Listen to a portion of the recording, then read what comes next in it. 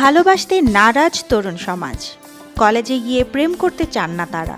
এমন পরিস্থিতিতে তরুণ প্রজন্মকে প্রেমে উৎসাহ যোগাতে বড়সড় পদক্ষেপ নিয়েছে শিক্ষা প্রতিষ্ঠান। সরকারের নির্দেশে বিশ্ববিদ্যালয়ে পড়ানো হচ্ছে লাভ এডুকেশন। এর পেছনে কারণও রয়েছে। বিশ্বের অধিকাংশ দেশই জন্মহার নিয়ন্ত্রণে হিমশিম খেলেও ভিন্ন দেখা যায় সে দেশে। সেখানে জন্মহার এতটাই কমে গেছে যে ভবিষ্যৎ নিয়ে রীতিমতো চিন্তিত দেশের কর্তৃপক্ষ।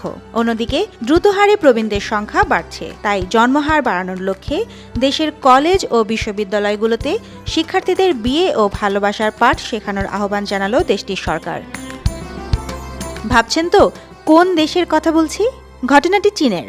বিবাহ, প্রেম, উর্বরতা ও পরিবার নিয়ে ইতিবাচক দৃষ্টিভঙ্গি তৈরি করতেই এ উদ্যোগ দেশটির। তিয়ানজিন বিশ্ববিদ্যালয় তাদের সাধারণ ঐচ্ছিক পাঠ্যক্রমে ভালোবাসা ও সুখ বিষয়টি অন্তর্ভুক্ত করেছে। তবে সত্যি বলতে এর সঙ্গে প্রেম বা বিয়ের সরাসরি কোনো সম্পর্ক নেই। চীনা বিশ্ববিদ্যালয়গুলো নিশ্চয়ই উপলব্ধি করেছে সম্পর্কের জটিলতা, অনিয়ন্ত্রিত আবেগ কিংবা যোগাযোগ দক্ষতার অভাব শিক্ষার্থীদের শিক্ষাগত ও সামাজিক জীবনেও নেতিবাচক প্রভাব ফেলছে।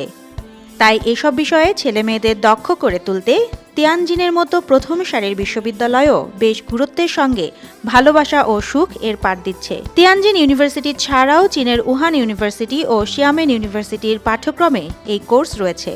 চীনের পাঠ্যক্রম অনুযায়ী শিক্ষার্থীরা নিজেদের প্রধান বিষয়ের বাইরেও অন্যান্য বিষয়ের কিছু কোর্স বেছে নিতে পারে, যেমন খেলাধুলা, ভাষা ইত্যাদি। ভালোবাসা ও সুখ কোর্সটিও সেই রকমেরই একটি 2 ক্রেডিটের এই কোর্স এরই মধ্যে শিক্ষার্থীদের কাছে বেশ জনপ্রিয়তা পেয়েছে, বিশেষ করে যারা একাডেমিক সাফল্যের পাশাপাশি মানসিক সুস্থতা অর্জন করতে চান তাদের কাছে। এই প্রোগ্রামের মূল লক্ষ্য শুধু সঙ্গী নির্বাচনে সহায়তা করা নয়, বরং নিজেকে ভালোবাসার গুরুত্ব জানা, স্বাস্থ্যকর সম্পর্ক ও মানসিক স্থিতিশীলতা গড়ে তোলা। Desk report, Deshkal news.